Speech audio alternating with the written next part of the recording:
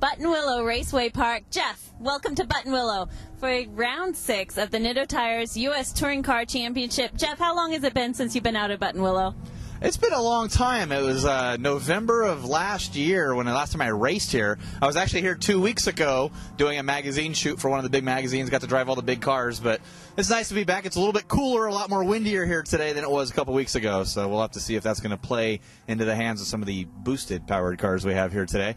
But other than that, it's a really nice day, nice weekend. We'll have to see what's going to happen with the cars. A little cold this morning, kind of chilly. We'll see if it's going to warm up this afternoon or not, but right now it is kind of cold.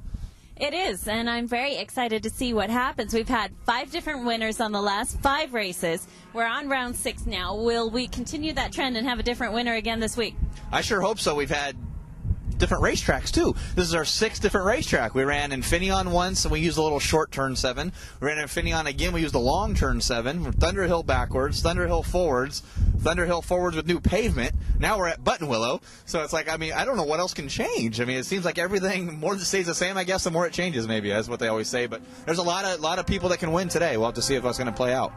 I don't know. I think the new pavement is kind of a stretch for that whole different track theory, Jeff. I'm not sure I buy that one. But I will give you that Buttonwillow is challenging. It doesn't have a lot of elevation change, but it has some bumpiness in the track. A lot of these cars are very rigid in their suspension, so sometimes those bumps can really be unsettling and cause some dramatic spins and turns. There's a lot of dust off the track, so as soon as they put a wheel off, there's a huge cloud of dust, and other cars run the risk into running into other cars that are off or in the dirt or what have you. Last event, which you weren't at, and I said the new pavement, you weren't at that track, so how do you know the pavement wasn't different? I was by myself. Becky Arsham was actually nice to step in and help me out as my co-host, but the biggest thing at Thunderhill was not the pavement, it was the big berms. They had not cut the berms down after they paved it yet, so I guess they have that fixed now, but that really went to a lot of the cars' advantages that weren't so great. You know, Jerry Bradbury, who's actually here today, and we got Michael McCulligan in the RX-8, had a great race till the end. Of course, they're fighting for the top rookie honors as well. Duplicolor top rookie honors, I believe. Duplicolor is stepping up and sponsoring the Rookie of the Year for us, and they had a great time and a great race, and it was all due to the new pavement, so their cars kind of equaled the playing field out a little bit there because everybody was on the same set of notes. Nobody knew anything about how the pavement was going to be, how the Nitto tires were going to handle that new pavement. They know now. Now they're out here at a track. We don't race that all the time. We don't even test at this track, so this is a whole nother dice to throw at the cars, and we'll see if some of those back runners can come up to the front and make that better. We've got Bradbury, McCulligan. We have Tom Lepper's back. He's in a new car again.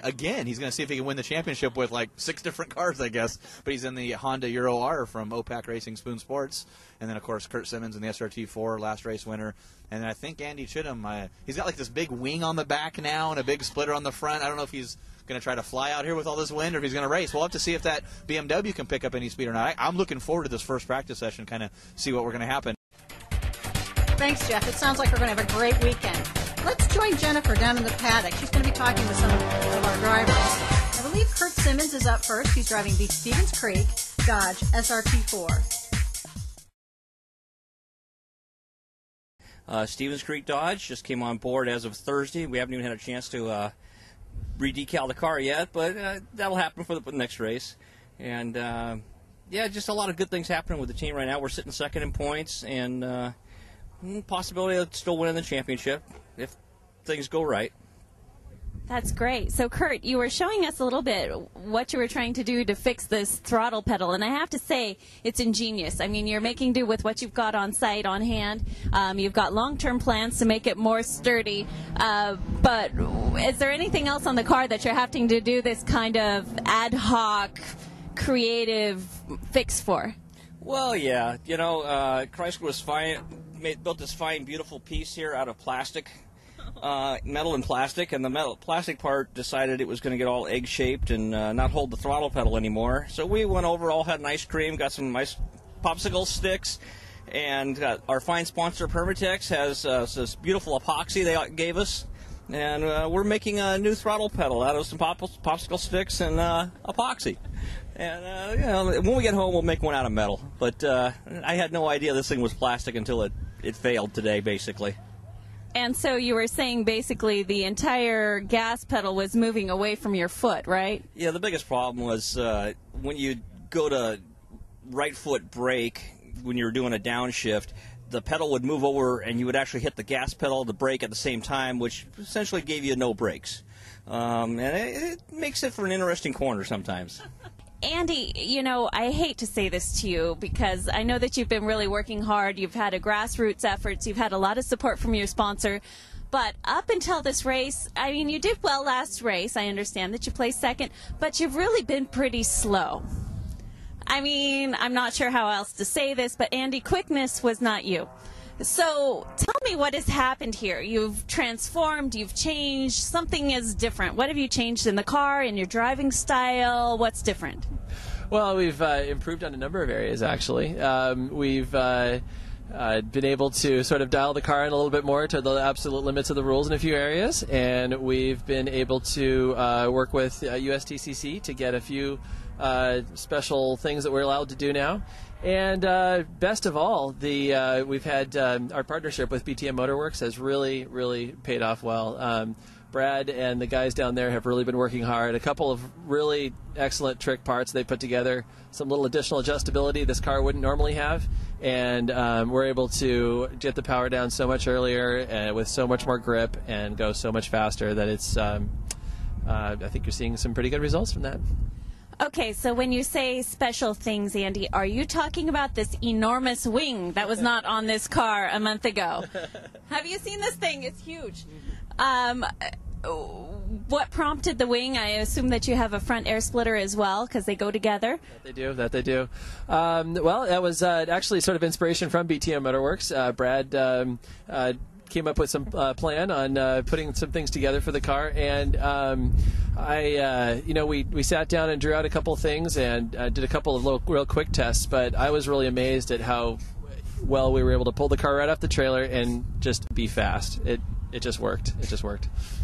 So, Michael, we also have the Duplicolor Rookie of the Year. You're currently in second place for that, but during practice today, Jerry Bradbury actually had an incident with his car, and he's had to withdraw from the race. So now you're in a position to make up a lot of points. Tell us about what your strategy is as far as locking down. You've got to stay on the track. You've got to not make mistakes. Oh, well, definitely. Last race was interesting because me and Jerry went at it really hard, and I actually got by him and then ran out of gas on the last lap. So that was a little bit of I thought I finally was going to make some points up on him. And so I was looking forward to another good battle with him here. But obviously, now that he's out, it's kind of a drag for me. I won't be racing as hard with him. But definitely try to get a strong finish and definitely keep it on the track because if you don't finish, you don't get many points. So and we'll see if we can make up some points, and then maybe next race go after him and see if we can finish in front of him. With Bradbury's problems, McCulligan now has the door wide open to try to win this Duplicolor Top Rookie of the Year award. He has to push and push and push for the next two events, try to collect as many points as possible. Now back to Jennifer and Jeff. Well, we have Bob Shear, who was scorching fast in practice, and now I understand he's working on his car. Yeah, another thing. These minis are dropping like flies. I think we got more minis than the other class. Of course, BMW USA stepping up with the contingency for USTCC, so everybody wants to run the mini. Rich Peterson's back, returning. Bob Shear returned back. Because Bob's still working on his car. He's going to slave away. He's going to try to make that race to get that mini contingency. But it sure is great to see Rich back with his Le Mans karting Mini Cooper, so it's great to have him back as well. A lot more cars coming out. We got people that aren't here. Pete Bovenberg walked out of his motorhome, tripped and fell and broke his ankle. He's fourth in points, I believe, so he's unable to make this race now. Bon Giovanni, second or third in points, not going to make it. You know, as of the last race, he dropped because he didn't make the last race either. So people are moving up. You know, Andy Chittum finished second to the last event. He's moving up there. He can jump all the way up to fourth place after this race. So if he has a good event, and qualified second. So we had 5 different races, 5 different winners. We're on round 6 right now. Jeff, pop quiz. Name the 5 winners of the last 5 races. Oh, man, hold on. Where's my notes? Hey, the cue card guy's not holding my cue cards anymore. What's going on? Hey, where are they at? Okay, for round 1, I can do it. Can I do it in order? Sure. Round 1, we had David Bongiovanni. Round 2 was Andy Hope from Sport Compact Car Magazine filling in the OPAC car. Round 3 was Tom Lepper. Hey, my dad. All right, there you go. Old man stepping up and getting it done. Round 4, we had, this is going to kill me now. Was it Curt? Curt Simmons, round 4, and then the last winner, Andrie, brand new, Andrie Hartanto coming out and winning.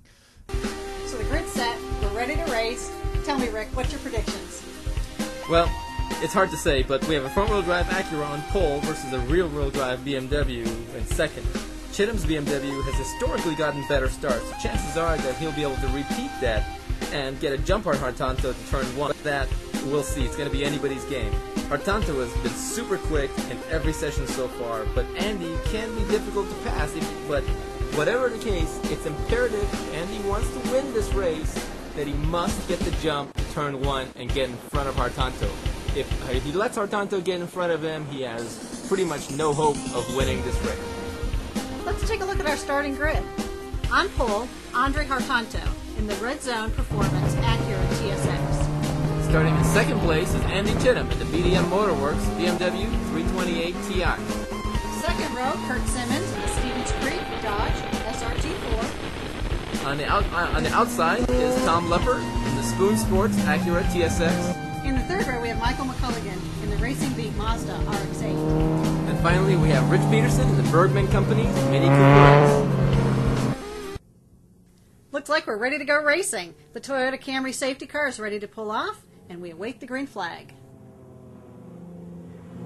And look at that, Chittum gets a great start, leaps forward. Chittum is a two-car leg, just like that. Simmons gets a great start too, and he's right up there with Chittum and Hartanto. Lepper was the one that got a really poor start. He looks like he was passed by Simmons and McCulligan, and is in danger of even more spots losing. Now, if you remember, McCulligan, who's trying to score points for the Duplicolor Top Rookie Award, did very well passing Lepper using the RX-8's excellent chassis. And look at that. Now the top three, Chittum, Hartanto, and Simmons, are already pulling away from the rest of the field. Now we're getting to the tight section of Buttonwillow, and this is where that Acura should be very strong. Look at that. He is actually closing up on the bumper. He's on the bumper of that BDM Motorworks BMW. He wants to pass Andy. Yeah, it looks like the two of them pulled away slightly from Simmons, who's now in third place all by himself. Yeah, the pace these two guys are pacing right now, are setting right now, I don't know if anybody else is going to be able to keep up with them.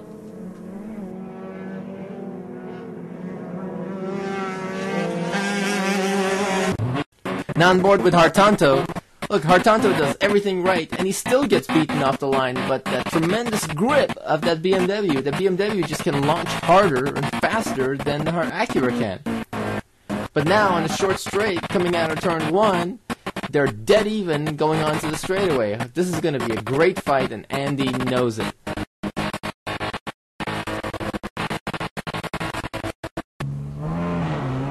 Now we're on board with Chittum's car, and look at that. He just comes off the line with minimal revs, not too much wheel spin, perfect timing, and just grabs through the gears and works his magic. The BMW hooks up and is gone.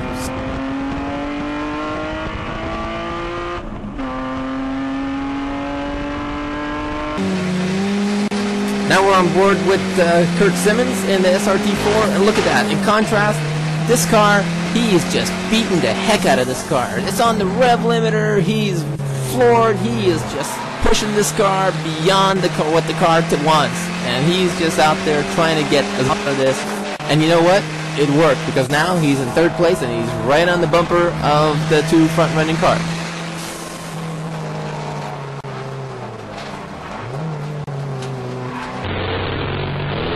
With Lepper in the Spoon Sports Acura TSX. Lepper probably got the worst start of everybody in here today. And look at that.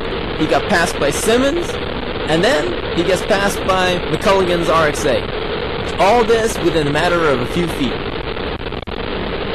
It looks like he just wasn't ready for the start. He just had a little delay. And look at that. Now the Mini of Bob Shear just goes blowing by him right on the straightaway. Lepper must be so fresh up back. He was right up front, and now he's dropped back like a stone.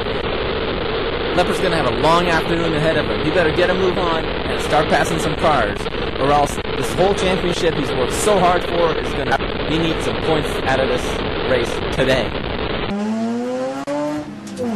Now we're on board with McCulligan's RX-8, and this car, another of the rear drive cars, also gets a fantastic launch, gets by Lepper, and is right up there with Simmons, Hartanto, and Chittum. Another great start by McCulligan in the Mazda Trix RX-8.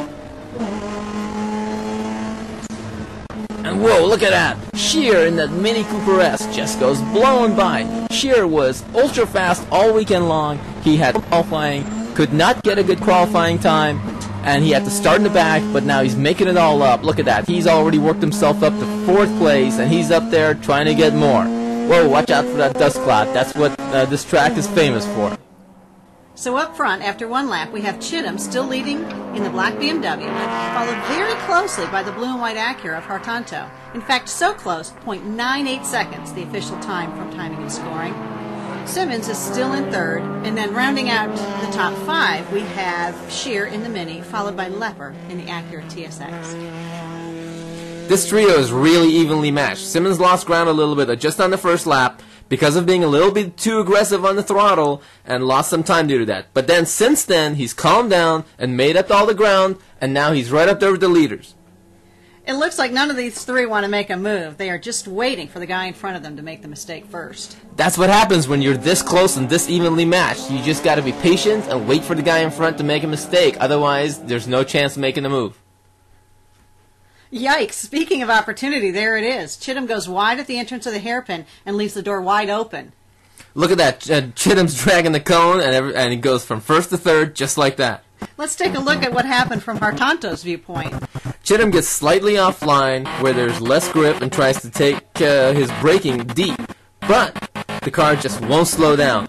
That's the problem with going out there. When you have somebody on your butt pressuring you, you tend to make mistakes and miss your marks. It is so easy to lose focus, and if you lose your concentration for a split second, this is what can happen. Now we're looking at it from Andy's car. He must be so frustrated right now. Just look at it. He's doing everything he can, misses it by a touch, and he just loses 2 positions, boom, in a heartbeat. All that hard work down the drain.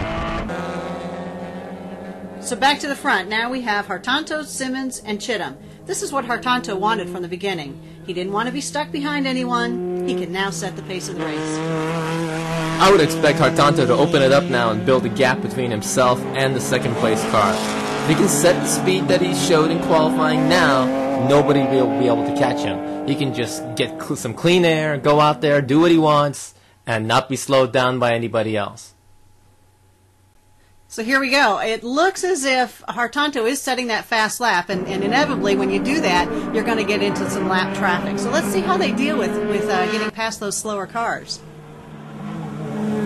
Meanwhile, behind this battle, we have another one for 4th place happening between Bob Scheer's Burbank Plating Mini Cooper S and Tom Lepper's Spoon Sport OPAC Racing Acura TSX. And Scheer makes the same mistake we just saw Chittum make. And Lepper's through. You know, I've run this track many times, and that turn is very tricky. The camber throws you off, and there's always lots of dust on the track offline. It's a decreasing radius turn on top of it. You want to go deep because your eyes are telling you to go deep, but there's not much grip out there. You can easily lock a wheel, so you have to be extremely careful. One small mistake, and this is what can happen. When I was racing, I would always be extra cautious there. I'd brake a little bit earlier than I wanted to, just to be safe. Because if you go offline, 2 cars, 3 cars will go by you. But if you stay on your line, you go a little bit slower, whoever wants to pass you has to go offline, and so nobody can, so at least you're safe. Always play it safe, otherwise something like this can happen. So being at Buttonwillow, it's a unique experience. It's not a highly technical track, but it's a track that you need to memorize. There's not a lot of markers for you to lock into on each corner, and without very much grade change, that makes it a little hard for the drivers to understand what they need to do turn after turn, lap after lap. Yeah, and the other thing about this place is that there's wind here and there's a lot of dust offline. So every lap, the dust can blow on the track, and from one lap to the other, you cannot be consistent. The grip you had now to the right this turn, you may not have next lap. This is a good point. The corner workers are not going to be throwing the yellow flags. Whoa! Simmons is slowing down. Looks like he's got a transmission problem. He can't find gears. And look at it. Chittum's getting him. Chittum's gonna pass him. Simmons is just coasting to a stop. There's got to be something wrong. There is. This is just when things were going right for Simmons. He was in 2nd place, trying to get on 1st place. Now look at that. He's on the side of the road, parked next to the tow truck. Driver out of the car. And look not at a this. good Now sign. Lepper goes off in the dirt. He just passed Scheer, and he's off in the dirt. But looks like, and now, oh my God! Well, there's the dust. That's what you were talking about. Holy cow! And now, our leader, Andrie Hartanto. Look at it from in car. We got a replay. Andrie is going through the S's, brakes, downshifts, and all of a sudden the thing just snaps around. And look at the car just. I would not want to be him cleaning that up. What happened here? You can't even see what you're doing in here. So he goes from the lead back down to. Can he continue? Yeah, I guess he can continue. Yeah, he's continuing. That's good. He didn't break anything. Didn't look like he hit anything. But he's going. And now Chittum, who went from first to third, went to second. Okay. And now all of a sudden he finds himself in the lead. Now he's first. Look at that. Chittum has a mile advantage on everybody else. Oh, he's probably doing the happy dance right now. Yeah. So following Chittum, who do we have following Chittum? Following Chittum, we have Andrie, who's moving off, and look at him. He's pushing that car hard. Look at the dust.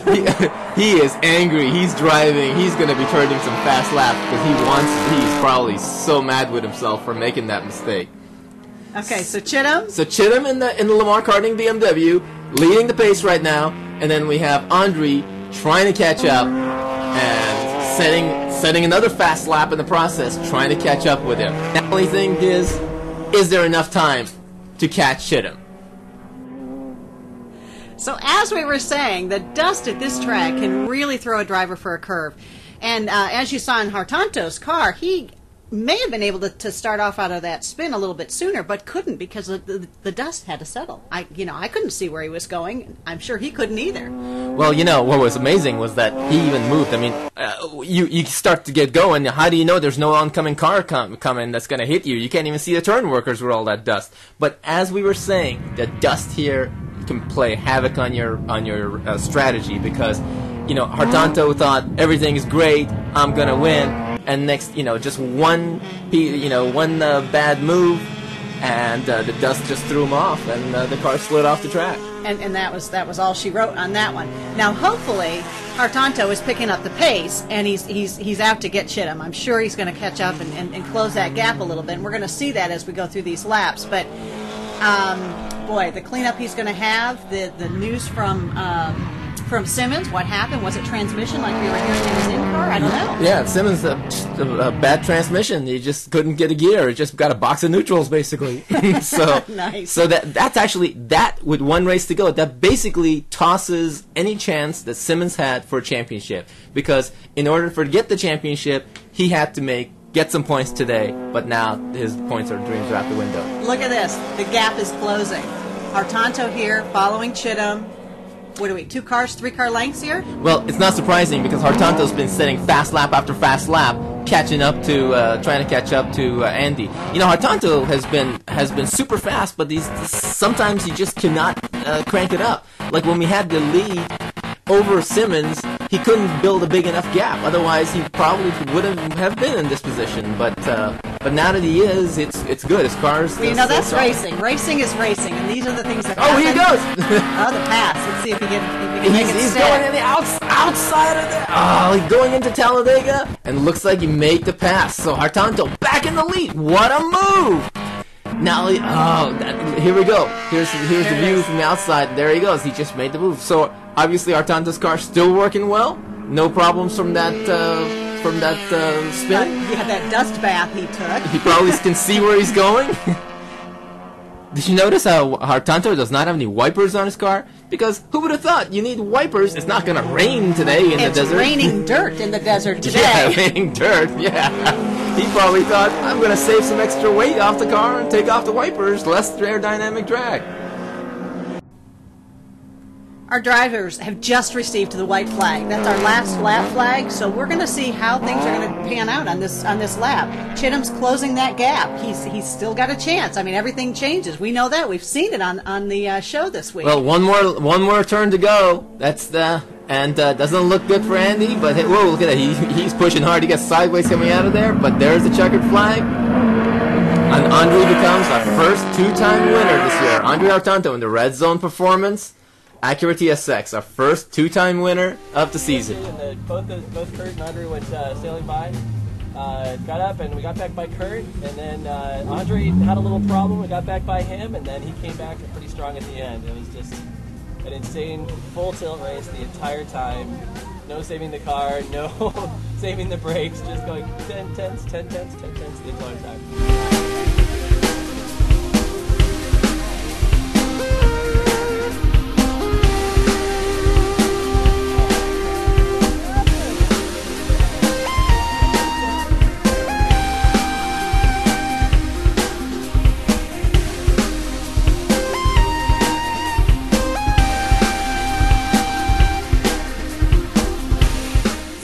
Step for you?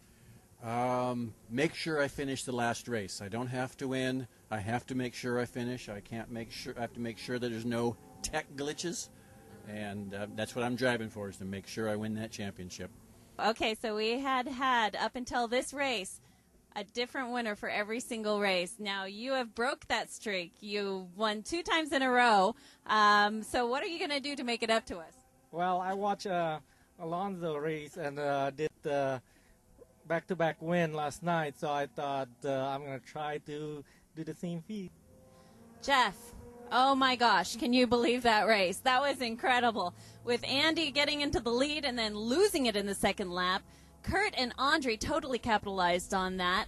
I feel so bad for Curt. He was running a terrific race and then had a mechanical failure that took him out. That's a serious bummer, but I don't think it really hurts him horribly in the point standing. I don't know. That's 70 points to make up in one race is a long way to wake up. What Curt really needed to have is have Tom Lepper have some problems. Unfortunately, Tom didn't finish third. He's been on the podium in every race this year, and that's how you win a championship. Unfortunately, Curt had a mechanical failure.